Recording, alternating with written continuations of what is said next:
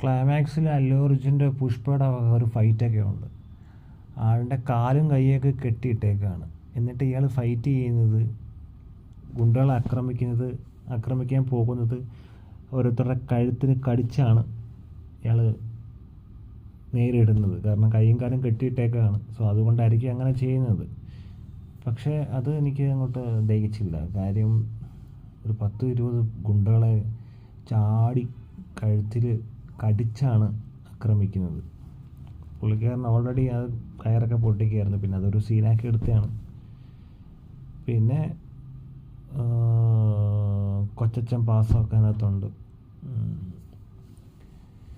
എന്തോ കുറച്ചൊക്കെ ഗ്രാഫിക്സൊക്കെ ഉണ്ട്. എന്നിരുന്നാലും 3.5 മണിക്കൂർ പടം ഉണ്ടായിരുന്നു. ബോറൊന്നും അടിച്ചില്ല. എന്നിരുന്നാലും ഓക്കെ.